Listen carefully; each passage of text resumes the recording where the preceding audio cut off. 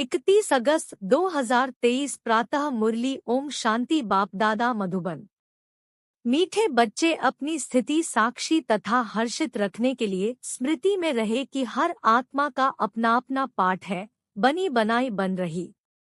प्रश्न: तुम बच्चे किस एक पुरुषार्थ द्वारा अपनी अवस्था जमा सकते हो?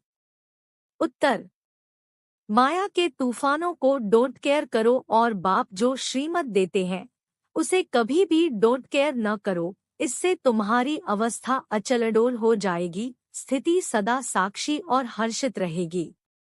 तुम्हारी अवस्था ऐसी होनी चाहिए जो कभी भी रोना न आए।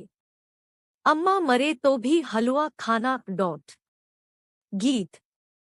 तुम ही हो माता पिता, तुम ही हो। ओम शांति। बच्चों ने गीत सुना। अक्सर करके भक्ति मार्ग वाले मंदिरों में जाते हैं, चाहे शिव के, चाहे लक्ष्मी नारायण के, चाहे राधे कृष्ण के या अन्य देवी देवताओं के मंदिरों में जाएंगे। सबके आगे यही महिमा करेंगे, त्वमेव माताच पिता। फिर कहते हैं त्वमेव विद्या द्रविणम। माना तुम माता पिता भी हो, पढ़ाने वाले भी हो। वास्तव में लक्ष्मी नारायण व राम सीता को त्वमेव माताच पिता नहीं कहेंगे, क्योंकि उन्हों को तो अपने ही बच्चे होंगे। वह ऐसी महिमा नहीं गाएंगे। वास्तव में महिमा एक शिव की है। वह महिमा गाते हैं देवदेव महादेव। माना तुम ब्रह्मा विष्णु शंकर से भी ऊंच हो। भक्ति मार्ग में तो कोई अर्थ समझ न सके। अब बाप कहते हैं तुमने भक्ति बहुत की है, अब तुम मेरे से समझो और इस पर गौर करो कि सच क्या है, झूठ क्या है। तुम बच्चे अब समझते हो बाप के बारे में और देवताओं के बारे में जो भी महिमा करते हैं वह सारी रॉन्ग है। अभी जो तुमको मैं समझाता हूँ वही राइट है। बच्चों को समझाते हैं यह उल्टा वृक्ष है, इसका बीज है परमपिता परमात्मा। वह ऊपर में रहते हैं, वह तो चैतन्य बीज है ना। तुम ठहरे बच्चे। कई कहते हैं कि सब बीज आदि में भी आत्मा है, लेकिन वह तो जड़ है ना। बाप को कहा ही जाता है मनुष्य सृष्टि का चैतन्य बीज रूप। अब मनुष्य गाते हैं ओ गॉड फादर। अच्छा, झाड़ को तुम चैतन्य ज्ञान सागर नहीं कहेंगे। मनुष्य में यह ज्ञान है कि यह बीज है। बीज में जरूर झाड़ का ज्ञान होना चाहिए, परंतु जड़ होने के कारण बता नहीं सकते। मनुष्य तो समझ जाते हैं कि बीज नीचे है, उनसे झाड़ निकला हुआ है। कल्प वृक्ष और बनेन ट्री की भेंट करते हैं, वह जड़ है, यह चैतन्य है। कलकत्ते में बड़ का बहुत बड़ा झाड़ है, उनका थुर सारा निकल गया है, सिर्फ झाड़ खड़ा है। फाउंडेशन है नहीं, वंडर है ना। बाप समझाते हैं इस झाड़ का भी फाउंडेशन है नहीं। देवी देवता धर्म प्रायः लोप हो गया है, बाकी सारा झाड़ खड़ा है। कितने मठपत है। यह है बेहद का झाड़। बेहद का बाप बैठ समझाते हैं। बाबा लिखते भी हैं शिव बाबा का बर्थडे जैसा है, क्योंकि शिव बाबा ही कौड़ी से हीरे जैसा बनाते हैं, स्वर्ग बनाते हैं। अभी तो भारत कितना कंगाल बन गया है। मनुष्य हम सो हम कहते हैं, परंतु समझते तो कुछ नहीं। हम आत्मा सो परमात्मा, परमात्मा सो आत्मा, यह ढिंढोरा सन्यासियों ने पिटवाया है। तुम अर्थ सहित जानते हो। हम सो ब्राह्मण बने हैं, फिर हम सो देवता बनेंगे, फिर हम सो क्षत्रिय वर्ण में आएंगे। आत्मा कहती है हम इन वर्णों में जाएंगे। हम शूद्र थे, अभी हम ब्राह्मण कुल में आए हैं। परमपिता परमात्मा ही सबको रचने वाला है। ब्रह्मा विष्णु शंकर देवताओं को भी रचने वाला वह है। अभी बाप बैठ बच्चों को समझाते हैं। तुम कहते हो त्वमेव माताच पिता, तो माता भी यह बरोबर है। बाप बैठ बच्चों को बहलाते हैं। भक्ति मार्ग में मीरा भक्तिन थी, वह है भक्तमाला। ज्ञानमाला भी है। ज्ञानमाला का नाम है रुद्रमाला। रावण माला नहीं कहेंगे। रावण की भक्ति तो नहीं करते। राम माला है। भले अभी रावण राज्य है परंतु रावण की माला नहीं होती। भक्त माला होती है, असुरों की माला तो नहीं होती। भक्त शिरोमणि में एक तो मीरा है, उनको श्री कृष्ण का साक्षात्कार होता था। लोक लाज सारी खोई थी।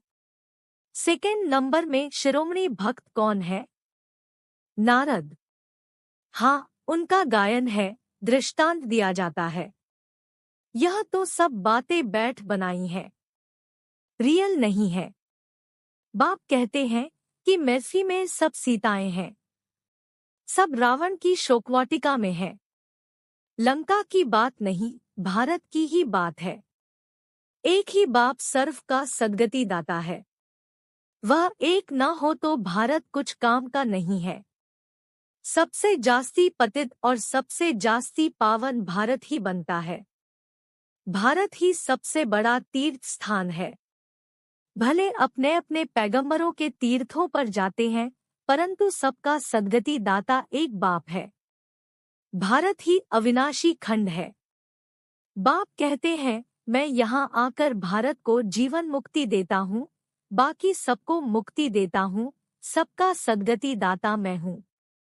सचखंड स्थापन करने वाला बाप एक ही है। सचखंड में राज्य करने के लिए बच्चों को लायक बनाते हैं, खुद राज्य नहीं करते। बाप बैठ समझाते हैं मैं कल्पकल्प आता हूँ भारत को सद्गति देने, बाकी सबको गति में वापस ले जाता हूँ। हर एक मनुष्य मात्र की जो आत्मा है, हर एक में अविनाशी पाठ भरा हुआ है। इसको कहा जाता है बनी बनाई बन रही। समझो किसका बाप मर गया, उसने जाकर दूसरा जन्म लिया, अब रोने से क्या होगा? साक्षी होकर देखना है। यह ड्रामा है, इसमें रोने की दरकार नहीं है। गृहस्थ व्यवहार में तो रहना है। अम्मा मरे तो भी हलवा खाओ, बीबी मरे तो भी हलवा खाओ। यह उन्हों के लिए है जो गृहस्थ व्यवहार में रहते हैं। तुम्हारी अवस्था ऐसी होनी चाहिए जो कुछ भी दुख न हो। बेहद के बाप को याद करते रहना है। इतनी अडोल अवस्था होनी चाहिए जैसे अंगद को रावण हिला नहीं सका। माया है बड़ी जबरदस्त। तुम स्थैर्यम रहते हो। माया के कितने भी तूफान लगे, डोंट केयर, घबराना नहीं है, फंक नहीं होना है। पुरुषार्थ करके अवस्था को जमाना है। बातें तो बहुत अच्छी समझाते हैं। तुम समझते हो हम पार्वतियां हैं। शिव बाबा अमर कथा सुनाते हैं। अमरलोक में है आदिमध्यंत सुख। इस मृत्युलोक में तो आदिमध्यंत दुख ही दुख है। त्योहार आदि सब इस समय के हैं। लक्ष्मी नारायण आदि का कोई त्योहार नहीं। वह क्या सर्विस करते हैं? तुम ब्राह्मण बहुत सर्विस करते हो। देवताओं की आत्मा को सोशल वर्कर, न जिस्मानी न रूहानी। तुम हो रूहानी जिस्मानी डबल सोशल। अच्छा, मनुष्यों को नष्टोमोहा बनने में मेहनत लगती है क्योंकि उनके पास कोई एम ऑब्जेक्ट नहीं है। यहाँ तो तुमको प्राप्ति बहुत है तो बहुत नष्टोमोहा होना चाहिए ना। एक बाबा के साथ योग लगाना है। बाबा, ओ मीठे मीठे बाबा, आपको हमने पूरा जान लिया है। आगे तो सिर्फ कहने मात्र गॉड फादर कहते थे। अभी तो आप आए हो फिर से स्वर्ग की राजाई देने। यह कलयुग तो कब्रिस्तान होने वाला है, इसलिए हम इसको क्यों याद करें? बाप कहते हैं इस कब्रिस्तान में गृहस्थ व्यवहार में रहते मुझे याद करो। यह तो बहुत सहज है। जैसे भक्ति मार्ग में मनुष्य श्री कृष्ण की पूजा करते रहते हैं, बुद्धि धंधे धोरी में भागती रहती है। मन का घोड़ा कहाँ न कहाँ भागता रहेगा, तवाई के मुआफिक। बाप कहते हैं कि शरीर निर्वाह करते बुद्धि का योग मेरे साथ लगाओ। मेरी याद से तुम्हें बहुत प्राप्ति होगी और सबसे तो अल्पकाल की प्राप्ति होती है। कितनी नौधा भक्ति की, अच्छा फिर क्या हुआ? साक्षात्कार किया, बस ना। मुक्ति, जीवन मुक्ति तो नहीं मिली। अब बाप कहते हैं कि तुम 21 जन्मों के लिए विश्व के मालिक बनते हो। स्वर्ग में गर्भ भी महल होता है, यहाँ तो गर्भ जेल है। लोग श्री कृष्ण जन्माष्टमी आदि कितना धूमधाम से मनाते हैं। तुम्हें सिर्फ मनाना नहीं है, लेकिन सबको समझाना है कि श्री कृष्ण का जन्म कब हुआ। श्री कृष्ण अभी कहा है, तुम जानते हो अभी हम कृष्णपुरी का मालिक बनने के लिए पढ़ रहे हैं। बाप के पास बैठे हैं। आपको हाथ जोड़े जाते हैं क्या? टीचर पढ़ाते हैं तो क्या उनको हाथ जोड़ना होता है, महिमा करनी होती है? टीचर से तो पढ़ना है। बच्चे बाप को घड़ी घड़ी हाथ जोड़ते हैं क्या? इस समय तो तुम घर में हो, तुमको भासना आती है, यह बाप भी है, पतित पावन भी है। इस समय 5 विकारों का ग्रहण लगने के कारण तुम बिल्कुल ही काले बन गए हो। 5 विकारों ने काला कर दिया है। सतयुग में तुम गोरे सुंदर थे, अभी श्याम हो। श्री कृष्ण सुंदर था, अभी श्याम है। कितने बारी श्याम और सुंदर बना होगा। कंसपुरी ही कृष्णपुरी बन जाती है, कृष्णपुरी फिर कंसपुरी बन जाती है। तुम आत्माएं ही तो ब्रह्मांड की रहने वाली हो। ब्रह्मा तत्व कहा जाता है। अहम ब्रह्मा कहना भी भ्रम है। तुम ब्रह्मांड के मालिक हो, तुम्हारा सिंहासन ब्रह्मांड है। बाप कहते हैं, मैं तो ब्रह्मांड का मालिक हूँ ही। तुम आत्माएं भी कहती हो हमारा देश वास्तव में ब्रह्मांड है, वहाँ तुम्हारी आत्माएं पवित्र हैं। तुम ब्रह्मांड के मालिक हो तो फिर विश्व के भी मालिक हो। मैं तो सिर्फ ब्रह्मांड का ही मालिक हूँ। मुझे इस पुराने तन में आना पड़ता है, जिसने पूरे 84 जन्म लिए हैं। बच्चों को मुरली अच्छी तरह 5 से 6 बार पढ़ना व सुनना चाहिए, तब ही बुद्धि में बैठेगी और खुशी का पारा चढ़ेगा। माया घड़ी घड़ी याद भुला देती है। इसमें कोई हट आदि करने की बात नहीं।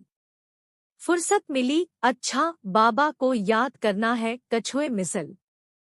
सबसे अच्छा है अमृतवेले का टाइम, उसका असर सारे दिन रहेगा। यह भी बच्चों को समझाया गया है कि पहले खिलाने वाले को खिलाकर फिर खाना है। शिव बाबा के यज्ञ से खाते हैं तो पहले उनको भोग लगाना पड़े। यह सब सूक्ष्मवतन में साक्षात्कार होते हैं। ड्रामा में नूंद है।